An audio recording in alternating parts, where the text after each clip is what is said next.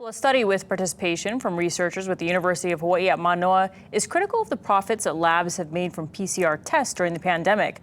But as KITV4's Jeremy Lee explains, the study has also generated a strong defense of Hawaii's local labs. Jeremy. Mika, we will hear that opposing perspective also as to how getting Hawaii's COVID-19 testing mechanism up and running was a huge funding task. But meanwhile, this new financial implications study co-authored by UH academics says private labs earned huge profits from PCR testing during the pandemic. The revenues of the labs were basically tracking PCR tests, so in lockstep. So when PCR tests go up, revenues go up. When PCR test volume goes down, revenues go down. The authors referred to excess valuation of the PCR tests in economic terms as rents.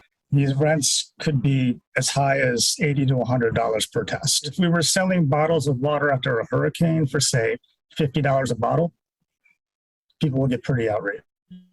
But Dr. Scott Miskovich says it was more complicated than that for the major labs in the state that had to build the pandemic response apparatus. They basically invested significantly in large pieces of equipment that are needed, these PCR machines that can run into the, over $1 million, and they added numerous machines. They tripled their capacity. And a lot of times that doesn't show up in any type of profit and loss statement because those things have to be amortized over time. Miskovich also credits the major local labs with their commitment to turning over tests within 24 hours.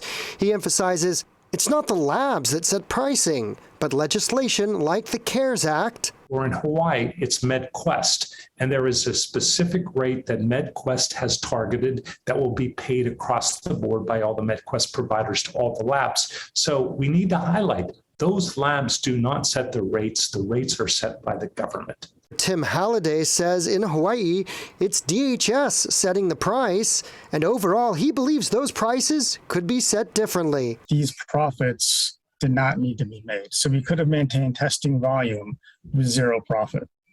Okay, so it was basically a massive transfer of wealth from taxpayers, folks paying insurance premiums, to the owners of the private laboratories.